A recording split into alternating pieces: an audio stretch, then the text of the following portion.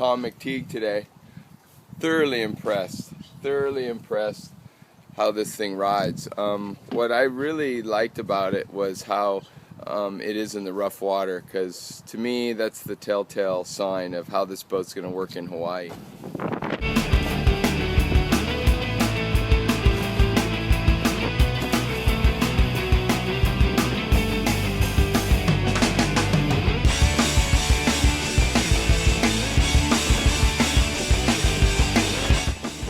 Going upwind, crosswind, big swell. The tunnels really act as a cushion.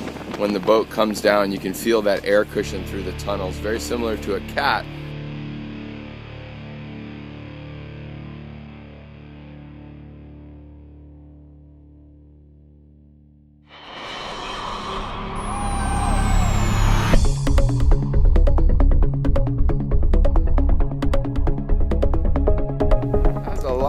Qualities of a cat, but yet especially the way it turns flat at high speeds and going upwind, the stability, but yet it's super agile.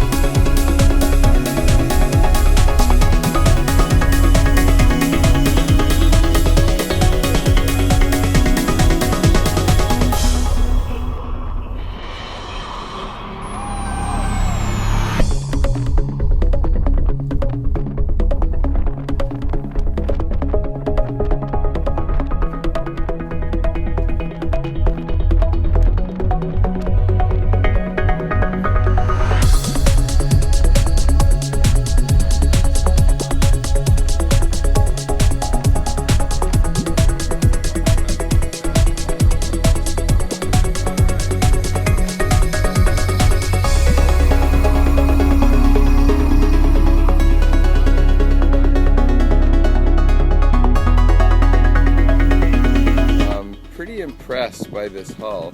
Obviously it's got its big brother in the background there, but love to see this boat with a tube around it, and I think it's pretty nice. The only thing I felt about it was you get so comfortable in the stability of it going upwind that if it's a really strong wind like we had today, the air gets under it and this thing starts to fly.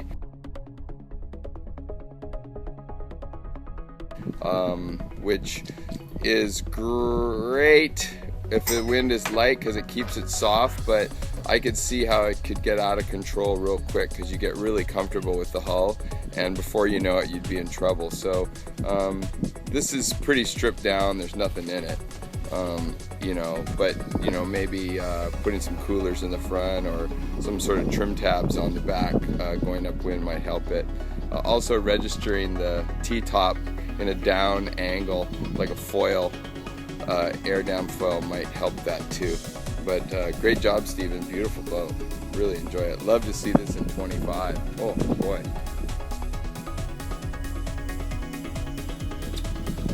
Had a great morning out on the Seablade 17 with Eric and Todd. Very impressed with the hull. For a 17-foot, I think it's a great marketable boat here in Hawaii. Very, very stable. Going upwind, it rides a lot like a catamaran. It's really, really soft. Going over to Molokai in that quarter, it quartered really well and stayed really dry, which the whaler pounds constantly, and you're always taking water over the bow. The way that design is set up, everything was dissipating. So for a quartering swell going to Molokai, it was extremely dry. The only thing I would say is, if you've got somebody who doesn't know how to drive a boat, on a big day, when you go up straight, up the top of a wave, I'm not sure what's going to happen if it's a windy day and it catches the the wind because it seems to kind of hover up there. So a lot of it, I think, has to do with the lightness of the boat right now. If you get a bigger boat, 20 or 22 or 25, you can put stuff up there. But unless you know what you're doing, backing off on that thing, you get an amateur up there, and I'm afraid that you might have go airborne and lose it. Other than that, I think I give it a 90%. I think it's a great